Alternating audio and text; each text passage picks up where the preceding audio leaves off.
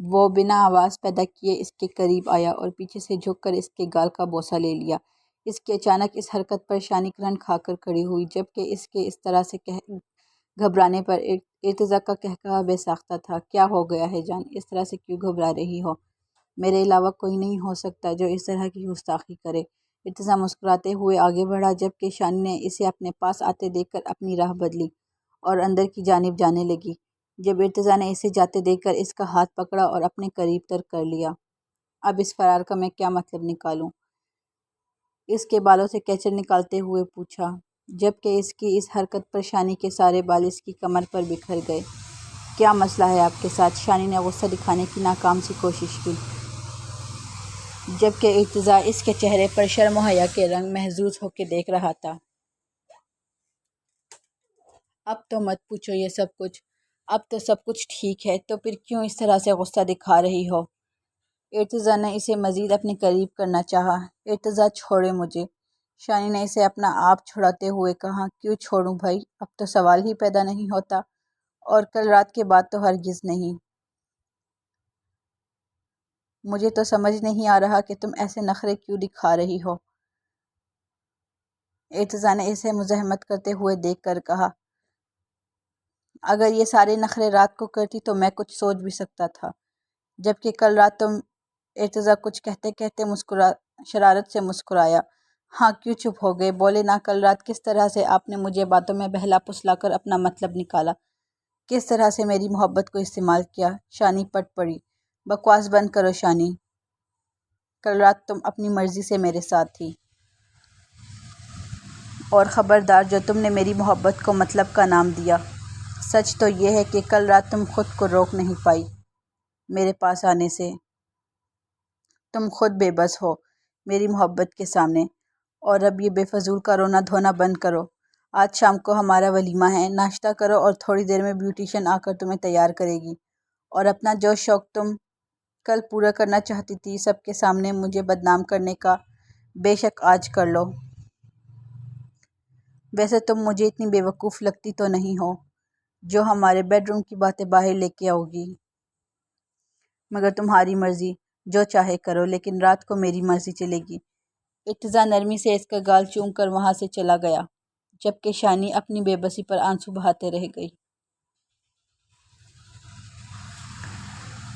شانی بنا ناشتہ کیے کمرے میں جانے لگی، اپنے کمرے کی طرف جا رہی تھی جب پیچھے سے ارتضیٰ کی آواز آئی۔ کیا تمہیں بار بار بتانا پڑے گا کہ تمہاری رخصتی ہو چکی ہے اور اب سے تمہارا کمرہ وہ ہے؟ ارتضیٰ نے اپنے کمرے کی طرف اشارہ کرتے ہوئے کہا، جبکہ شانی کا فی الحال اس کے منہ لگنے کا کوئی ارادہ نہ تھا، اس لیے بنا کچھ بولے دوسرے کمرے میں چلی آئی۔ اسے اپنے کمرے میں جاتا دیکھ کر ارتضیٰ کے لبوں پر خوبصورت مسکراہٹ بکھری۔ سیدھا تو میں تمہیں کر دوں گا جان، لیکن تھوڑا وقت لگے گا، اور بڑھتے ہوئے ناشتے کی ٹیبل پر آ گیا۔ وہ ناشتہ کیوں نہیں کر رہی؟ تم اسے بلانے گئے تھے نا، اور اتنی سختی سے بات کیوں کر رہے تھے تم اس کے ساتھ؟ دادو نے اسے ناشتہ سرو کیا۔ دادو، آپ کی نواسی بالکل پاگل ہے۔ میں تو اس خوش فہمی میں تھا کہ سب کچھ ٹھیک ہو چکا ہے، لیکن میڈم نے اپنے ہی وہم پال رکھے ہیں، ارتضیٰ نے ناشتے سے انصاف کرتے ہوئے کہا۔ مطلب تم دونوں میں سب کچھ ٹھیک نہیں ہے؟ دادو نے پریشانی سے پوچھا۔ ارے نہیں دادو، سب ٹھیک ہے، بس میری بیگم کا دماغ تھوڑا خراب ہے، لیکن آپ فکر نہ کریں، اسے بھی میں ٹھیک کر دوں گا۔ اب اتنا تو آپ اپنے پوتے کی قابلیت سے واقف ہی ہیں، ارتضیٰ نے شرارت سے کہا، تو دادو مسکرا دی۔ خبردار جو تم نے اسے تنگ کیا، تم جو چاہتے تھے تمہیں مل چکا ہے، اب اسے وقت دو اس رشتے کو سمجھنے کے لیے،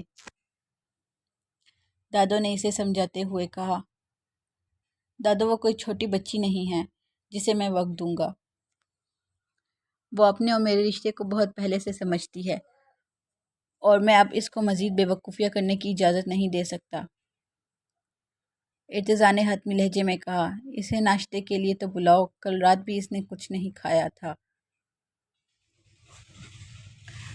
دادو نے پریشانی سے کہا۔ دادو، اب اگر میں اس کے پیچھے کمرے میں گیا تو آپ کی نواسی مجھے کھا جائے گی۔ اور ویسے بھی وہ بھوک بہت کچی ہے۔ جب تیز ہوگی میڈم اپنی ساری انا کو اپنے قدموں میں رونتی ہوئی آئے گی، آپ فکر نہ کریں۔ آپ اس کے کھانے کی بالکل ٹینشن نہ لیں۔ آپ ولیمے کی تیاری کریں۔ تب تک میں بھی آفس کا ایک چکر لگا کے آتا ہوں۔ ارتضیٰ کہتے ہوئے اٹھا اور کمرے میں آیا تو اسے روتا دیکھ کر پریشان ہوا۔ ہے جان، تم اس طرح سے کیوں رو رہی ہو؟ وہ اس کے قریب آیا اور پوچھنے لگا۔ ہاتھ مت لگائے مجھے، بہت احسان ہوگا آپ کا۔ اس کا ہاتھ خود سے جھٹکتے ہوئے اس نے غصے سے کہا، یہ کیا بے فضول کا ڈرامہ ہے؟ شانی، کیوں بے وقوفوں کی طرح رو رہی ہو تم؟ ارتضیٰ نے غصے سے کہا تھا۔ کیونکہ میں بے وقوف ہوں۔ بے وقوف ہوں میں جو آپ کی باتوں میں آ گئی۔ بے وقوف ہوں جو اپنی محبت کے قاتل کے آگے اپنا سب کچھ برباد کر چکی ہوں۔ اس سے پہلے کہ شانی کچھ اور کہتی، ارتضیٰ بول اٹھا، بس بہت ہو گیا، بہت بکواس کر لی تم نے۔ مجھے لگ رہا تھا تم نادان ہو، لیکن نہیں شانی، تم نادان نہیں ہو بلکہ احمق ہو۔ کیا برباد کیا ہے تم نے؟ ہاں، جسے تم بربادی کہتی ہو وہی ایک شادی شدہ لڑکی کی پہچان ہے۔ میں تمہاری محبت کا قاتل نہیں ہوں، میں تمہاری محبت ہوں۔ تم مانو یا نہ مانو، کس بات کا سوگ منا رہی ہو بیٹھ کر؟ کل رات کا نا؟ تو شانی وہ میرا حق تھا، اگر تم سیدھی طریقے سے نہیں دیتی تو میں زبردستی لے لیتا۔ اس لیے بند کرو یہ ڈرامے اور جتنا جلدی ہو سکے اس رشتے کو قبول کرو۔ اور اگر نہیں کر سکتی تو مجھے اور بھی بہت سارے طریقے آتے ہیں۔ آفس جا رہا ہوں، جب تک واپس آؤ اس حالت میں نہ ملو۔ بیوٹیشن آئے گی تو اس کے سامنے بھی نخرے کرنے کی ضرورت نہیں ہے۔ آج ولیمہ ہے۔ آج ولیمہ ہو جائے، کل سے تم اپنے بابا سے بات کر سکتی ہو۔ ویسے بھی میں نے انہیں تمہاری رخصتی کے بارے میں بتا دیا تھا۔ وہ جو کب سے چپ چاپ بیٹھی آنسو بہاتی اس کی سب باتیں سن رہی تھی، یہ بات سن کر پریشانی سے اسے دیکھنے لگی۔ کیا بابا سب کچھ جانتے ہیں؟ شانی نے پریشان ہو کر پوچھا۔ ہاں میری جان، وہ سب کچھ جانتے ہیں۔ اب اتنی بڑی بات تو ان سے چھپانے سے رہا۔ وہ اس کا گال پیار سے سہلاتے ہوئے بولا۔ شانی، آئندہ ایسی کوئی بے وقوفی والی بات مت کرنا جس سے مجھے تم پر سختی کرنی پڑے۔ یہ کرنا بالکل پسند نہیں مجھے۔ بس اتنا کہہ کر وہ چلا گیا، جبکہ شانی یہ سوچ رہی تھی کہ اس کے باپ کو اس کی رخصتی سے پہلے ہی پتہ چل گیا تھا، لیکن پھر بھی اس نے اس کی کوئی مدد نہ کی۔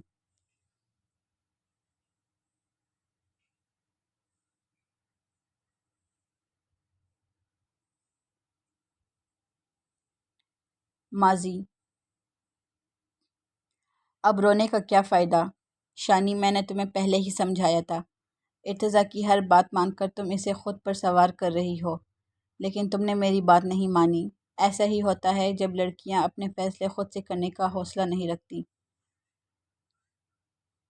تمہاری زندگی کیا ہے شانی؟ تمہاری ماں مر گئی اور تمہارا باپ تمہیں نانی کے گھر چھوڑ کر چلا گیا۔ اب بھی وقت ہے شانی، تھوڑا سا حوصلہ پیدا کرو، بات کرو اپنے ماموں سے کہ تم ابھی شادی نہیں کرنا چاہتی، ورنہ تم جانتی ہو کیا ہوگا۔ ارتضیٰ زندگی بھر تم پر اپنا حکم چلائے گا اور تمہیں اس کی ہر بات ماننی پڑے گی۔ تم ٹھیک کہتی ہو، مجھے بات کرنی چاہیے، لیکن میں اپنی ہی شادی کی بات ماموں سے کیسے کروں؟ میں ارتضیٰ سے بات کرتی ہوں، ہو سکتا ہے وہ میری بات کو سمجھے۔ میں انہیں بتاؤں گی کہ میں آگے پڑھنا چاہتی ہوں، کچھ کرنا چاہتی ہوں۔ وہ میری بات ضرور مانیں گے۔ میں ابھی جاتی ہوں، مجھے ابھی بات کرنی ہوگی۔ ویسے بھی بہت دیر ہو چکی ہے، 9 بجنے والے ہیں۔ اس نے گھڑی پر ٹائم دیکھا اور کمرے سے باہر نکلنے لگی۔ سنو شانی، ارتضیٰ کچھ بھی کہے اس کی بات نہیں ماننا۔ تمہیں اپنا فیصلہ اسے سنانا ہے، نہ کہ اس کا فیصلہ خود پر حاوی کرنا ہے۔ بیسٹ آف لک۔ ہمت مت ہارنا۔ کنزا پچھلے 2 گھنٹوں سے اس کا برین واش کر رہی تھی اور تقریباً اس کام میں کامیاب رہی تھی۔ وہ شانی کو جس حد تک ارتضیٰ کے خلاف کر سکتی تھی کر چکی تھی۔ اب اسے دیکھنا تھا کہ وہ کس حد تک کامیاب ہوئی ہے۔ ارتضیٰ کے کمرے کا دروازہ کھلا ہونے کے باوجود شانی نے دروازہ کھٹکھٹایا۔ ارے میری جان، صرف 2 ہفتے بعد ویسے بھی اسی کمرے میں آنے والی ہو، تمہیں اجازت کی کیا ضرورت ہے؟ بس اپنا سمجھ کے چلی آیا کرو۔